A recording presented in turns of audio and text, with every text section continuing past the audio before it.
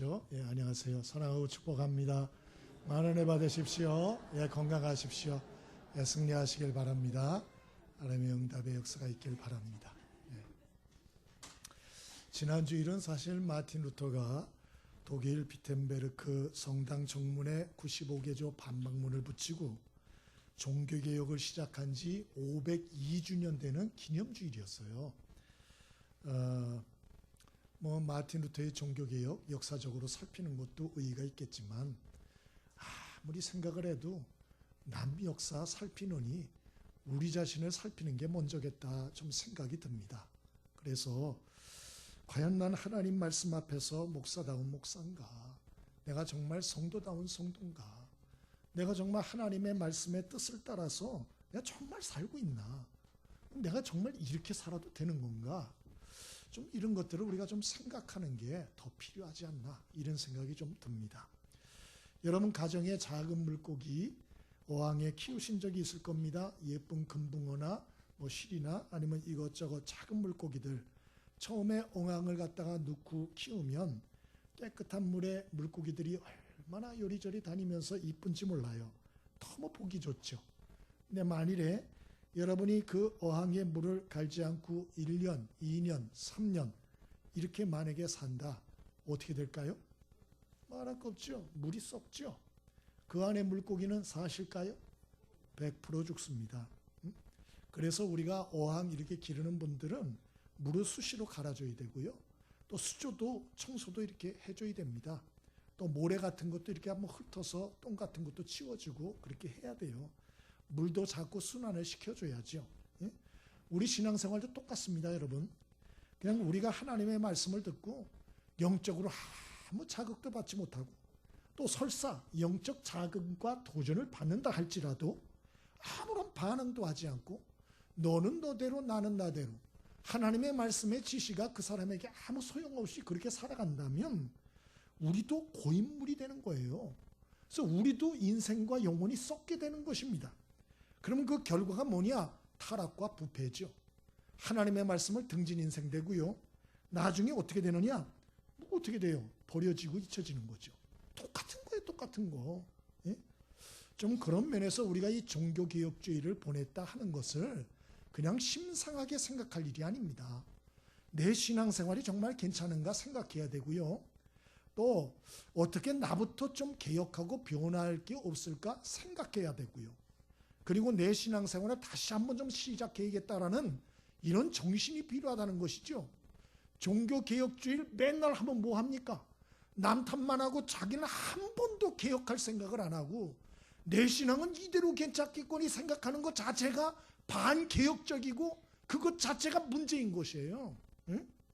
그러므로 좀 우리가 심정적으로 오늘 이 종교개혁주일 지난주에 지났습니다마는 그래서 오늘 설교 제목도 3가지 개혁이라 이렇게 좀 잡아왔어요.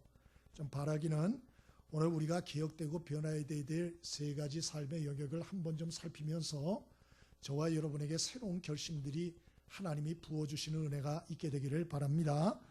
그러면 우리에게 있어서 변화되고 개혁되어야 할 그런 삶의 영역이 어떤 것이 있을까요? 2절과 3절입니다. 함께 읽어봅니다. 2절과 3절 함께 읽습니다. 자, 시작. 대제사장들과 유대인 중 높은 사람들이 바울을 고소할세 베스도의 호의로 바울을 예루살렘으로 옮기기를 청하니 이는 길에 매복하였다가 그를 죽이고자 함이라. 아멘. 첫 번째로 저는 이 어떤 사랑이라는 삶의 영역에 있어서 우리가 좀 개혁과 변화가 필요하겠다 이런 생각을 좀 가졌습니다. 오늘 본문에 유대 땅에 총독으로 부임한 베스도란 사람이 나오죠.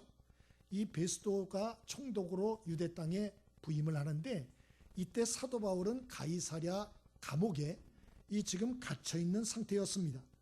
2절 3절에 보니 새 총독이 부임하자마자 유대인의 대제사장들과 또 유대의 고관들이 다시 사도 바울을 고소해요. 그리고 말하기를 가이사랴에 갇혀 있는 사도 바울을 예루살렘으로 좀 옮겨와 주십시오. 이렇게 부탁을 합니다. 왜 그런가? 3절에 그 이유가 적혀 있는데 이 길 중간에 사람을 매복시켰다가 사도 바울을 호송하는 팀을 습격을 해서 사도 바울을 죽이고자 함이었다. 이렇게 기록되어 있습니다. 대제사장입니다. 유대인의 관원입니다. 2년 동안 사도 바울을 죽이려는 마음이 바뀌질 않았어요. 우리는 이런 말씀을 보면서 참 개탄스럽죠. 어떻게 2년 동안 그 많은 제사와 예배를 드리고 기도를 올린 사람들이, 하나님을 믿고 두려워한다는 사람들이 어떻게 이렇게 변화되질 않을까? 그 예배와 제사를 통해서 하나님의 은혜를 받았을 것이고, 때로는 감동도 받았을 것이고, 때로는 여러 가지 자책감도 받았을 것이에요. 그러나 2년 동안 하나도 안 바뀐 거예요. 하나도. 예? 여러분, 사도 바울에 대한 미움, 죽이려는 마음 하나도 바뀌지 않았어요. 우리도 이렇게 될 수 있다라는 걸 생각하시고 조심하셔야 돼요.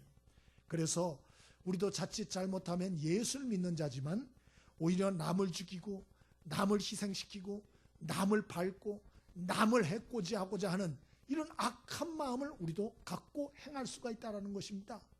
그러나 우리 예수 믿는 자들은 결코 나 때문에 남을 죽이거나 희생시키는 사람들이 되면 안 돼요. 우리는 거꾸로 남을 살리기 위해서 나를 희생시키고 나를 죽이고 나를 헌신하는 사람이 되어야 할 줄 믿습니다. 왜 그러면 우리는 그렇게 살아야 되나? 우리 구주 예수님이 먼저 그러한 삶의 본을 보여주셨기 때문에 그렇습니다. 로마서 5장 6절에 우리가 아직 연약할 때의 기약대로 그리스도께서 경건치 않은 자를 위해 죽으셨도다. 의인을 위하여 죽는 자가 쉽지 않고 선인을 위하여 용감히 죽는 자가 혹 있거니와 우리가 아직 죄인 되었을 때에 그리스도께서 우리를 위하여 죽으심으로 하나님께서 우리에게 대한 자기의 사랑을 확증하셨느니라. 의인을 위해서 죽는 사람이 있다는 거예요. 대신 선하고 착한 사람을 위해서 대신 죽는 사람, 예수 안 믿어도 세상에 간혹 있다는 거예요. 그러나 예수님은 어떻게 해주셨나? 우리를 위해 죽어주셨는데 우리는 의인도 아니에요. 우리는 선인도 아니에요. 우리는 이기적인 사람이요, 세속적인 사람이요, 자기밖에 모르는 사람이요, 그리고 아주 악한 죄인된 사람이다. 그러나 예수님이 이러한 우리를 대신해서 십자가에서 죽어주셨다. 예수님의 그 사랑은 희생적이고 무조건적인 사랑을 우리를 위해서 베풀어 주셨다. 그렇게 말씀하는 거죠. 그러므로 그 주님의 십자가의 희생적이고 무조건적인 이타적 사랑을 받은 우리가 마땅히 어떻게 살아야 하는가? 마땅히 우리도 이타적 이러한 자기 희생적 삶을 살아야 된다. 그런 얘기예요. 예수님 그래서 마태복음 16장 24절에 아무든지 나를 따라오려거든 자기를 부인하고 자기 십자가를 지고 나를 쫓을 것이다. 그렇게 말씀하셨고, 디도서 2장 14절에도 그가 우리를 대신하여 자신을 주시면 모든 불법에서 우리를 구속하시고 우리를 깨끗게 하사 선한 일에 열심하는 친백성이 되게 하려 하심이라. 그렇게 말씀했어요. 교회 십자가 있죠? 여기저기 십자가 천지죠? 그럼 왜 십자가가 있나? 예수님이 자기를 희생하셔서 우리를 구원하려고 죽으셨구나. 그 예수님을 믿으면 구원받는구나. 좋다. 난 이제 따놓은 당상이야. 천국 갈 수 있어. 염려 없다. 그게 끝입니까? 그게 아니라는 거예요. 교회마다 왜 십자가를 달아놓고 왜 십자가 목걸이를 하고 왜 십자가 찬송을 하는가? 그것은 예수님의 무조건적인 희생의 사랑으로 우리가 구원받았으니 우리도 마땅히 예수님의 그 십자가 희생의 십자가를 지고 우리 자신이 희생적 사랑의 삶을 실천하며 마땅히 살아야 한다. 그런 의미로 십자가가 있다는 거예요. 깨달음이 있게 되기를 바랍니다. 그래서 우리 예수 믿는 사람들은 세상 사람들이 어떻게 하든지 상관없어요. 우리는 자기 희생적인 사랑의 삶을 실천하며 살아야 되는 거예요. 또 왜 그렇게 우리가 살아야 되나? 하나님이 축복을 약속해 주셨어요. 그래서 예수님이 십자가에 우리를 위해서 달려 돌아가셔서 무덤에 묻히셨죠.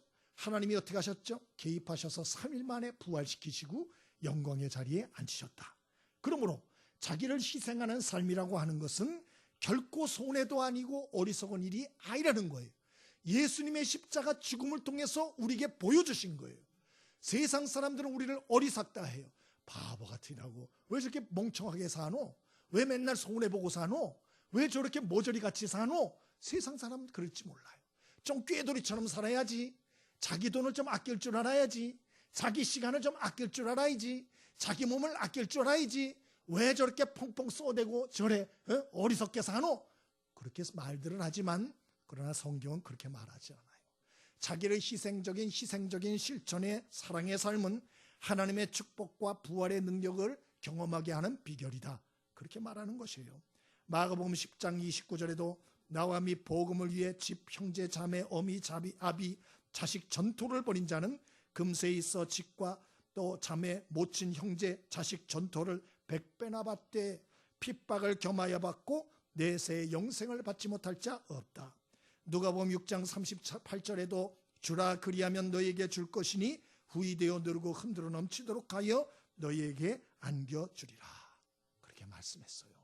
여러분 예수 믿으시죠? 십자가의 사랑을 믿으시죠? 그렇다면 여러분 우리도 예수님을 본받아서 예수님의 십자가를 사랑하고 예수님과 같이 희생적인 사랑의 삶을 실천하며 살 수 있게 되길 바랍니다. 그게 성경이 알려주는 거예요. 우리 옆에 사람에게 좀 인사 좀 하시죠. 우리 좀 손해보며 삽시다. 우리 좀 희생하며 삽시다. 우리 좀 어리석게 삽시다. 그게 그리스도인이에요. 그게 진짜 예수 믿는 사람들이라고요. 그게 정말 알짜배기 신앙인이에요. 좀 손해보고 사세요. 좀 희생을 하며 사세요. 좀 어리석게 사십시오. 그게 바로 십자가를 사랑하는 삶의 바탕한 삶의 태도이다. 두 번째, 우리가 개혁되고 정말 변화될 삶의 영역이 어디에 있을까요? 우리 7절을 같이 한번 읽어봅니다. 7절 함께 읽습니다. 7절 함께 읽습니다. 자 시작. 그가 나오매 예루살렘에서 내려온 유대인들이 둘러서서 여러 가지 중대한 사건으로 고발하되 능히 증거를 대지 못한지라. 아멘. 첫 번째로는 우리가 사랑의 영역에서 정말 변화되겠다. 정말 고쳐야겠다. 그런 말씀 나눴고요. 두 번째로는 우리 언어적인 삶의 영역에 있어서 우리가 변화되고 개혁되야겠다. 오늘 예루살렘에서 내려온 유대인들이 사도 바울을 오늘 둘러섭니다. 재판정에서. 그리고 여러 가지 중대한 사건으로 송사하고 고소했다. 그러나 증거를 내놓지 못했다. 왜? 다 거짓말이니까. 예? 여러분, 최근에도 젊은 여가수 하나가 악플 때문에 목숨을 끊어 죽지 않았어요? 근데 그때뿐이에요. 그때뿐. 응? 이 말이라는 게 얼마나 위험한지를 사람들이 그때만 그리고 아우 왜 악플을 얘기를 해서 상처를 주고 그러다가 또 그때뿐이에요. 똑같이 하는 거예요. 똑같이 옛날처럼. 응? 야고보서 3장에 보면 여러분 우리의 이 언어라고 하는 것은 경주하는 말의 제갈과 같고 큰 배의 작은 키와 같고 큰 불을 일으키는 작은 불쏘시개와 같다. 그렇게 말했어요. 그 말은 뭐냐? 우리가 부주의하게 말 한마디를 잘못하면 다른 사람 한 인생이 좌우될 수 있다. 그 얘기예요. 한 사람의 인생을 다 불태우고 파괴할 수 있다. 그래서 말 조심해야 된다. 성경은 얼마나 많이 얘기를 하는지 몰라요. 예전 텔레비에 우리 아이가 달라졌어요 라는 프로가 있었어요. 거기에 보면 난폭한 아이, 아주 행동이 이상한 아이들, 부모가 너무 힘들어해서 그래서 방송사에다 얘기를 하면 아동 전문가가 투입이 돼서 먼저 아이와 대화를 합니다. 그리고 아이 관찰, 이 몰카를 해가지고 그 아이를 관찰합니다. 그리고 나중에 분석을 해서 아이를 참 고치는, 처방하는 이러한 여러 가지 프로그램을 진행하는 프로예요. 아주 좋은 프로라고 저는 생각해요. 그런데 보면 결말이 똑같아요. 응? 여러분 그 아주 이상한 애들 있잖아요. 누구 때문이죠? 100%라니까. 그거 지금도 많이 올라와 있어요. 보세요. 100% 부모 탓이에요. 응? 우리는 저 애가 이상하다, 저 정신병 있는 거 아니야? 아니, 부모 탓이에요. 부모 탓. 응? 신유빈이라는 여자아이가 있었습니다. 5살짜리예요. 여자예요. 얼마나 난폭한지 제가 영상을 다시 돌려봤어요. 이야, 이건 뭐 귀신 들린 애 같아요.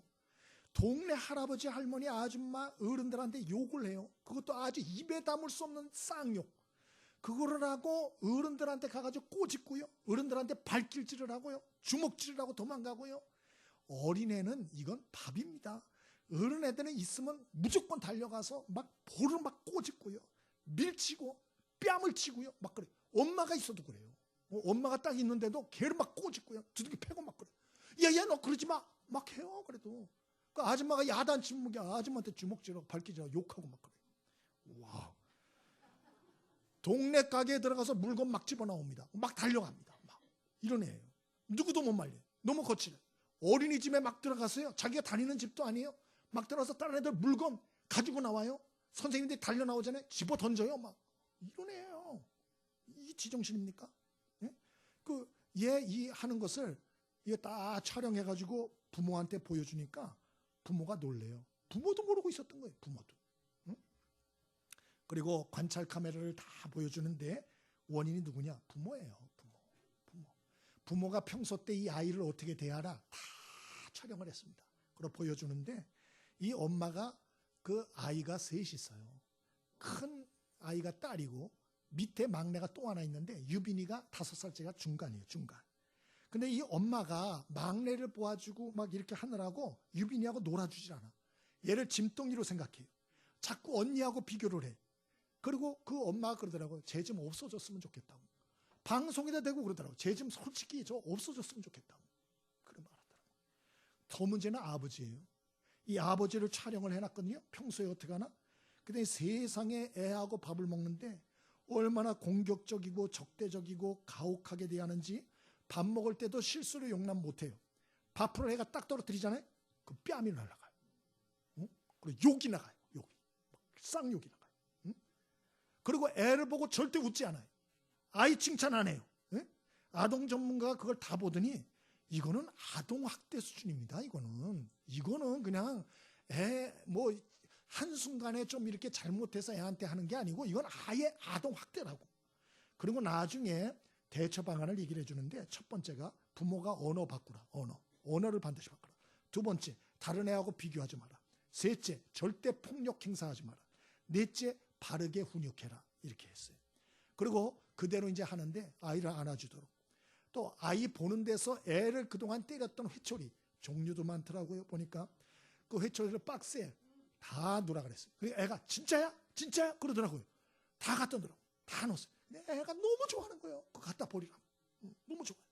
그리고 이 아빠 엄마가 애한테 웃어주고 칭찬해주고 잘못할 때는 단호하고 부드럽게 훈육하고 절대 소리를 높이면 안 된대. 큰 소리 내면 안 된대. 단호하고 부드럽게 훈육해야 된대. 그렇게 하게 하고 또 이웃과 관계를 회복시키는 훈련을 하는데 천사 옷을 입혀가지고 그래가지고 동네 사람에게 인사하게 하는 거예요.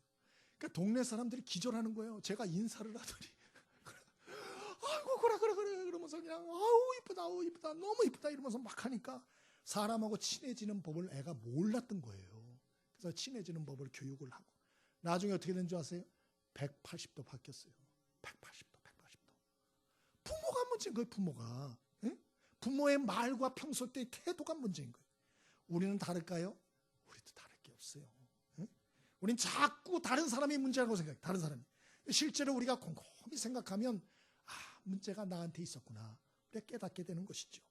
에베소 4장 29절에 더러운 말이나 저주하는 말이나 입 밖에 내지 말고 오직 덕을 세우는 데 소용되는 대로 선한 말을 하여 듣는 사람에게 은혜를 끼치게 하라. 그렇게 말씀했어요. 내가 하는 말이 상대를 세우는 말인가 죽이는 말인가? 내가 하는 이 말이 공동체의 분위기를 업시키는 말인가 다운시키는 말인가? 생각하고 은혜로 말을 하라는 거예요. 예? 난 솔직한 사람이야. 난 내가 하고 싶은 말을 막 할 거야. 정말 무섭고 미련한 사람이에요. 그 자기의 솔직한 함부로의 말 한마디 때문에 상대의 인생이 끝날 수 있다는 걸 알아야 돼요. 상대의 인생이 비틀려 버릴 수 있다는 걸 알아야 돼요. 응? 그래서 사람은 절대로 잘못을 지적해서 변화되지 않습니다. 여러분, 사람의 잘못을 지적해서 변화됩니까? 해보셨죠? 변화돼요? 잘못을 지적하면 변화되던가요? 절대로 변화 안 됩니다. 사람은 칭찬과 격려와 축복으로 변화되는 것이에요. 이건 전문가들이 다 한 얘기예요. 다 한 얘기.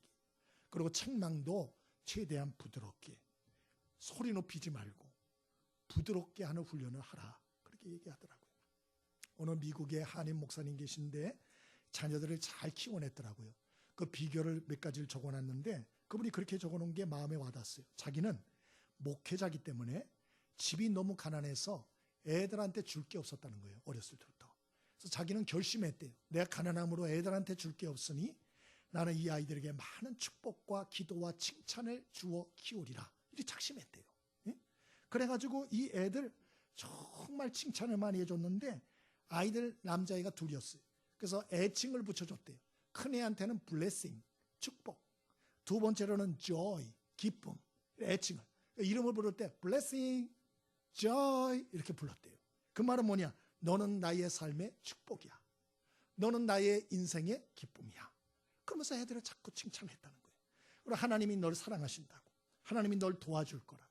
우리 하나님을 의지하면 하나님이 꼭 역사하실 거라고. 그렇게 얘기를 해줬대요. 그래서 결국 변화됐다는 거예요. 변화됐다. 아이들이 너무 잘 자라줘서 자기는 고맙다. 고마울 뿐이다. 여러분 깨달음이 있게 되길 바랍니다. 우리는 자꾸 이 사람 저 사람 탓이라 그러는데 내 언어의 습관이 문제가 아닐까요? 내 언어의 습관이 너무 부정적이고 너무 원망불평이 많고 너무 남 탓을 하고 남 칭찬이나 축복이나 우리가 인색할 때가 너무 많은 것 같아요. 여러분 언어 생활에 진정한 변혁과 개혁이 있게 되기를 바랍니다. 마지막으로 우리의 인생에 정말 개혁과 변화가 있어야 할 영역이 어떤 것일까요? 10절을 읽어봅니다. 10절 함께 읽습니다. 10절 시작. 바울이 이르되 내가 가이사의 재판자리 앞에 섰으니 마땅히 거기서 신문을 받을 것이라. 당신도 잘 아시는 바와 같이 내가 유대인들에게 불의를 행한 일이 없나이다. 아멘. 마지막 세 번째로는 우리 인생의 비전이란 영역에서 우리가 변화와 개혁이 좀 있어야겠다. 오늘 새로 부임한 베스도 총독 앞에서 사도 바울이 자기를 변호하는데 뭐라 그러나 난 가이사에게 상소하겠습니다. 난 로마 황제에게 항소하겠습니다. 나 예루살렘 안 가겠습니다. 나는 로마로 가겠습니다. 그렇게 말을 해요. 그러면 무서워서 그런 소리 했나? 아닙니다. 하나님께서 이미 사도 바울에게 말씀하셨어요. 사도행전 23장 11절에 내가 로마에서도 복음을 전하여야 하리라 라고 하나님이 사도 바울에게 말씀을 주신 거예요. 그러므로 사도 바울은 나는 로마로 가서 로마 황제와 로마 사람들에게 복음을 증거해야 한다 라고 하나님이 주신 비전이 있었던 거예요. 그러므로 어떤 역경에서든지 좌절하지 않고 당당할 수 있었던 것입니다. 여러분 어린 시절에 어른들이 질문하죠. 너 커서 뭐 되고 싶냐? 너 커서 뭐가 될래? 물어보죠. 그럼 말하죠. 대통령이요, 군인이요, 경찰 아저씨요, 선생님이요, 뭐 이렇게 얘기하잖아요. 그거 왜 물어봅니까? 그럼 뭐 말한다고 돼요? 대통령 된다고 대통령이 돼요? 무슨 대통령이 돼? 우리 다 알잖아요. 그게 얼마나 어려운지. 그거 왜 물어봐요 그거를? 예? 설마 여러분 자녀가에게 너 커서 뭐 될래? 대통령이요. 그런데 여러분이 그 자녀한테 야 웃기지 마. 됐어. 그냥 되는 대로 살다 죽어. 여러분 이렇게 말할 부모가 있어요? 그건 정신병자죠. 어떤 부모가 자녀에게 그렇게 말을 하겠어요? 왜 꿈과 목표를 자꾸 아이들에게 묻습니까? 왜 그렇습니까? 어른들이 아는 거예요. 꿈과 비전의 중요성을 아는 거예요. 사람이 아무 희망이 없고 꿈도 없고 비전도 없고 목표도 없고 방향성도 없고 그러면 그 인생 어떻게 되죠? 예, 그냥 세워라 내워라 낭비하다가 죽습니다. 꽃 피워보지도 못하고. 그걸 우리 어른들이 알잖아요. 저 젊은 날엔 저렇게 살면 안 돼. 정말 열심히 불태우며 살아야 돼. 그러려면 뭐가 있어야 되나? 인생의 목표가 있어야 돼. 알잖아요. 여러분 사도 바울은 예수님을 믿고 회심을 하고 그의 인생의 목표를 분명히 정했습니다. 그리고 오직 그 목표를 향하여 일생을 전진했어요. 그 인생의 목표가 무엇입니까? 온 세상에 복음을 전하여 온 세상 백성들이 구원받게 하는 것, 천국 백성 되게 하는 것, 이것이 그의 비전이었어요. 그거 누가 주신 목표와 비전인가? 하나님이 주신 비전과 목표예요. 그럼 하나님이 바울에게만 주셨나? 그렇지 않죠. 우리에게도 동일하게 주신 비전과 목표예요. 마태복음 28장에도 온 족속으로 제자를 삼으라 했고, 마가복음 16장에도 만민에게 복음을 전파하라 했고, 마태복음 6장 33절에도 먼저 그 나라와 의를 구하라고 하셨어요. 여러분, 그러나 여러분의 꿈과 비전과 소원과 관심은 어디가 있습니까? 여러분의 마음, 여러분의 생각은 정말 하나님의 나라와 천국과 복음 전파하는 하나님의 비전에 가 있습니까? 이어령 교수가 얼마 전에 언론 매체 인터뷰를 통해서 생전의 마지막 인터뷰라고 했더라고요. 올해 87세세요. 금년 초에 암 선고를 받으셨고 방사선 치료, 항암 치료 거부하셨어요. 나는 암과 친하게 살다가 이대로 가겠다. 그 기자가 물었어요. 선생님께서 뒤늦게 깨달은 어떤 진실이나 진리가 있다면 무엇입니까? 첫 번째, 나는 인생이 무엇인지 좀 알 것 같다 이제. 그랬어요. 비유를 멋있게 하셨어요. 바닷물 속에 있는 물고기는 바닷물이 무엇인지를 모른다. 그러나 바닷물을 벗어난 물고기는 바다가 무엇인지를 비로소 보게 된다.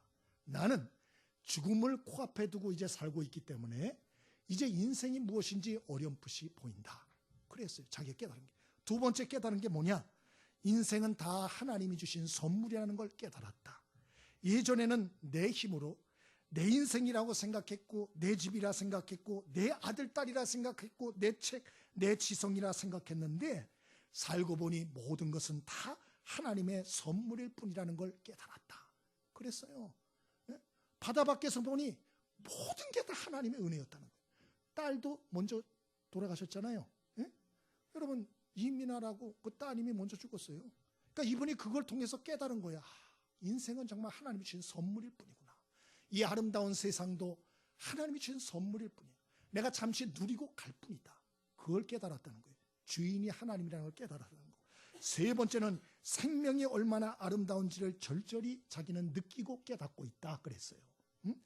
모든 살아있는 게 아름답다는 거예요. 젊은 사람들, 아이들, 걸어가는 사람들이 다 아름답다는 거예요. 자, 그러면 우리도 암에 걸려봐야 그걸 깨달을까요? 예? 여러분 죽음을 뭐 1년 앞에 두고야 깨달으시겠어요? 아니죠. 우리는 이미 성경을 통해서 다 알아요. 인생이 하나님이 우리에게 주신 시한부 축복이요 선물이라는 걸 우리는 압니다. 또 죽음 후에는 주인 대신 하나님의 심판이 있다는 걸 우리는 압니다. 또 그 심판은 미리미리 준비되는 것도 우리는 압니다. 사도 바울은 그러므로 자신의 삶의 목표와 관심을 이 아직도 하나님을 모르고 인생을 모르고 이 세상의 끝을 준비하지 않는 사람들에게 복음을 전하고 그들에게 온전히 이 은혜의 구원의 복음을 전파하는 일에 그의 모든 인생을 집중했던 것입니다. 우리도 마찬가지. 우리도 하나님의 은혜로 구원을 선물로 받지 않았습니까? 그러므로 우리도 마땅히 하나님의 비전에 동참하여 복음을 증거할 책임이 있어요. 그리고 또 그러한 삶에는 하나님의 은혜와 역사가 있습니다. 고린도전서 3장 15절에 보면 천국에 들어가면 부끄러운 구원을 받을 자들이 있다 그랬어요. 부끄러운 구원. 축구랍니다. 축구 감독은 하나님이세요. 우린 선수입니다. 우리 팀은 천국팀이에요. 저기는 세상팀. 이제 막 시합을 합니다. 그런데 여러분 나는 가능성이 큰 사람이에요. 운동신경이 뛰어나요. 사람들이 스타로서 기대하는 사람이에요. 그런데 연습도 안 해요. 훈련도 안 해요. 감독 지시도 받지 않아요.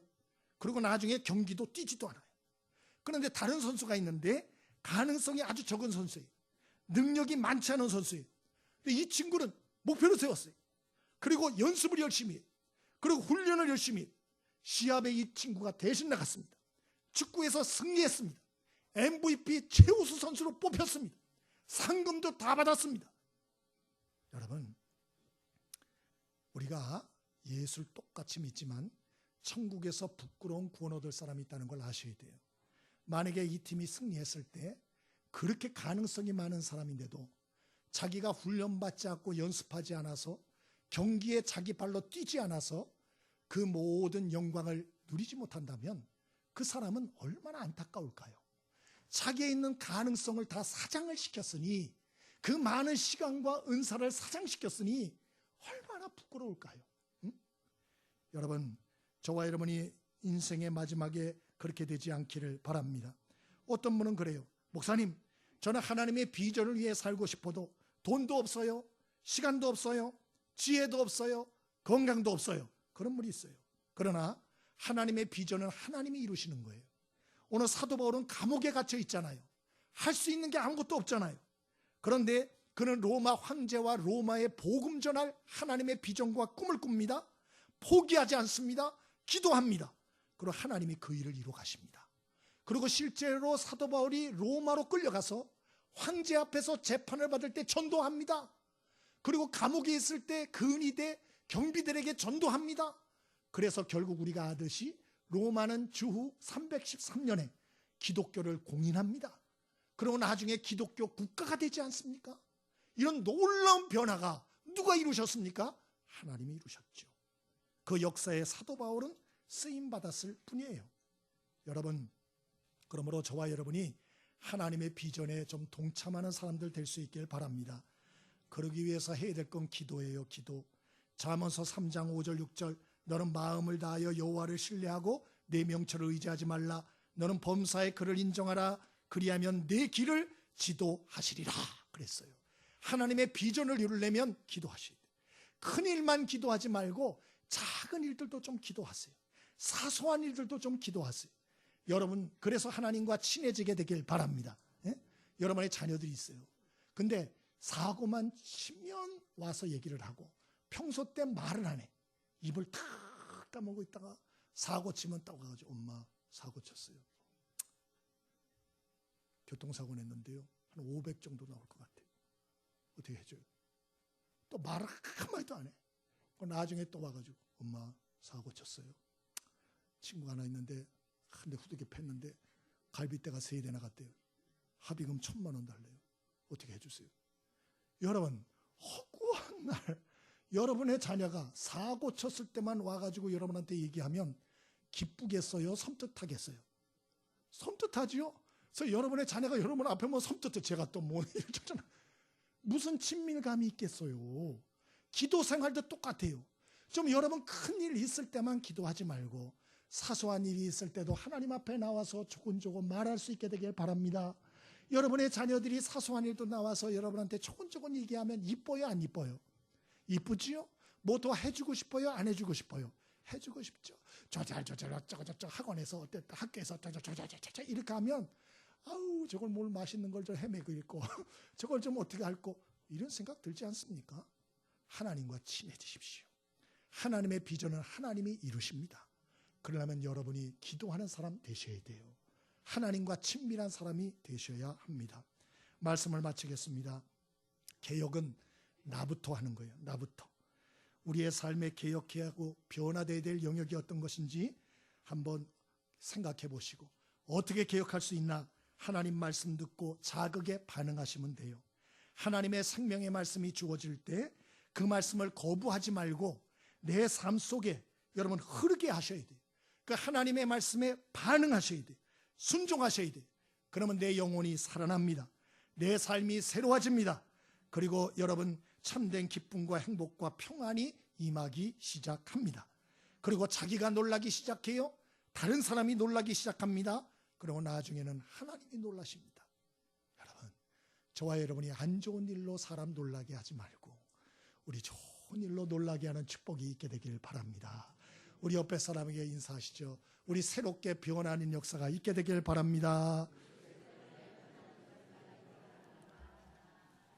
복음성가 한 장 같이 하겠습니다.